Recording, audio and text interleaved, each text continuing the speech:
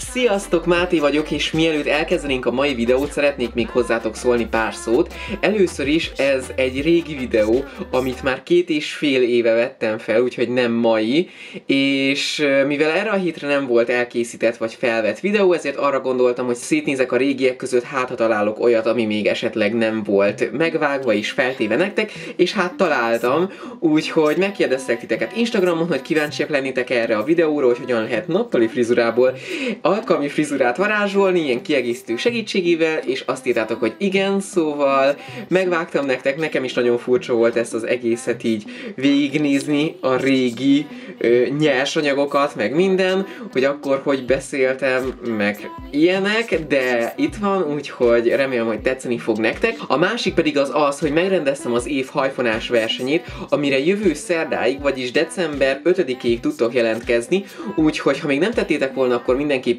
jelentkezzetek, és a jövő heti videóban pedig jövök a top 10-es listával, kikerült be, és most pedig kezdjük is a videót, mert már eleget beszéltem így is, úgyhogy lássuk ezt a 2,5 éves régi videót.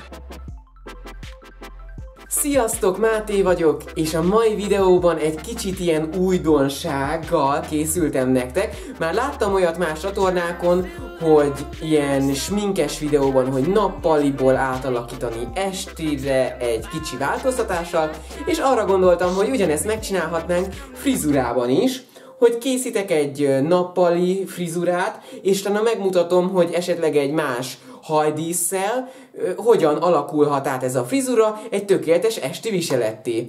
Úgyhogy meghívtam a Stellát, neki rövid haja van, de ezt hosszú hajba is el tudjátok készíteni, úgyhogy ha szeretnétek, akkor tartsatok velem, és ne felejtsétek el lájkolni a videót, hogyha tetszett, és feliratkozni a csatornámra, hogy ne maradjatok le a következő ilyen típusú videóról sem. Úgyhogy kezdjünk is a nappaliból az esti frizurába.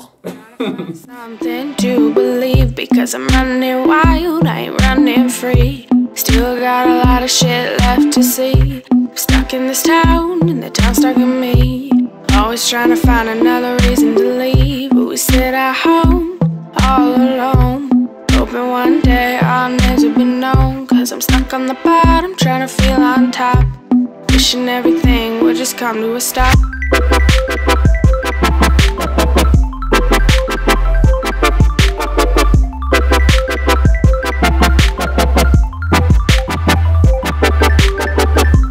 Trying to fill the holes in our souls, trying to feel the music, let it take control.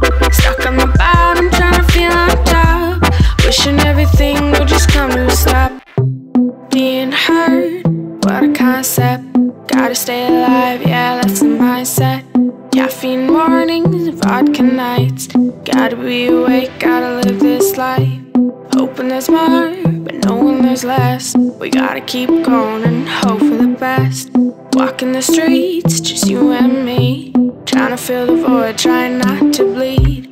Sometimes life just moves too slow. You gotta find a reason to push it and go. You know we're trying our best to be a success. We're living our life, trying to clean up the mess. Cause I'm stuck in this road, day in, day out. Thoughts come in, but nothing comes out. I'm still trying to feel on top. Wishing all the shit would just come to a stop.